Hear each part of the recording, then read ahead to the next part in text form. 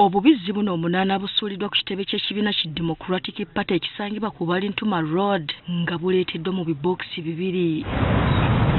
Buno bubadde busibiddwako obugoye okubadde obubaka obw'enjawulo. Abavubuka ba UID be basuulidde bakama baabwe obubizzi buno okulaga obutali bumativu bwabwe. Obubizzi buno busoose kutunula binsobedde nga nabo tebumanyi kiddako n'oluvannyuma ne butandika okwerwanako okufuna gye budda.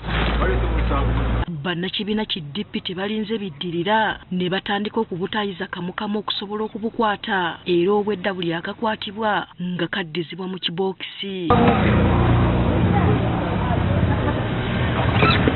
Nga bw'omanyi obubizzi naddala obuto bubabeeredde buzibu okubukwata.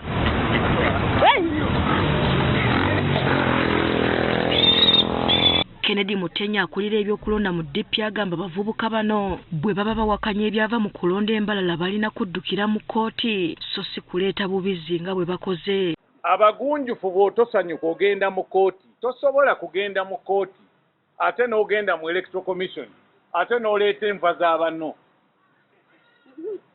Helen Sayuni pulezidenti wa UID ayise bavubuka banne bajje bateese bwe baba balina obutali bumativu ku bukulembeze bw'ekibiina. Waffe abaana UID tulina engeri gye tusolvingamu ebintu byaffe bibeera bya munda.